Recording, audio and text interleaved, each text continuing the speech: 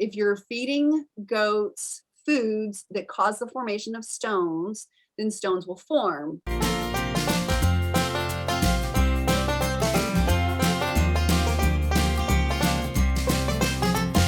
There is a connection between early castration and urinary calculi, but the relationship has to do with the size of the urethra. If a goat has stones, the smaller the urethra is, the smaller stone can be and get stuck and cause a problem. And so castration has nothing to do with the formation of stones. Absolutely nothing.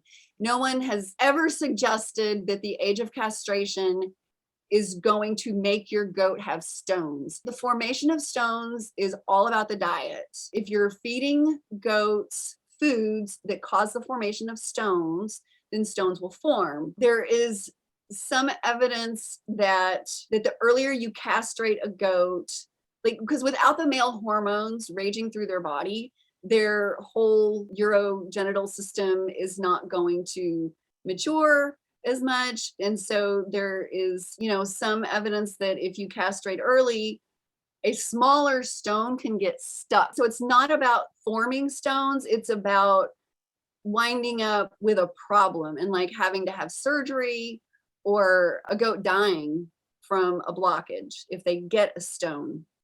That if the stone can't pass through the urethra, then that can kill them if they don't have surgery or you don't do something to dissolve the stone.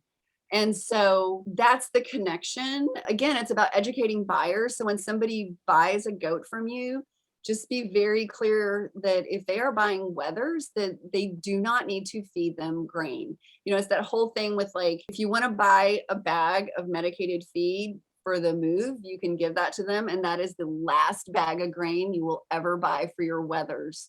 Your wethers do not need more grain. There are bucks who have gotten urinary calculi, big bucks, like standard size bucks, La Manchas, Nubians and stuff. The castration has nothing to do with the formation of stones. It just has to do with how large the urethra is and what size stone it can pass.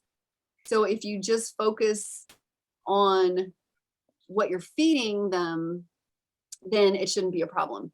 And, like especially with Nigerians, because they are so much smaller. I mean, if you see a buck pee, you know how tiny their urethra is. Like something the size of a grain of sand can block them up and kill them.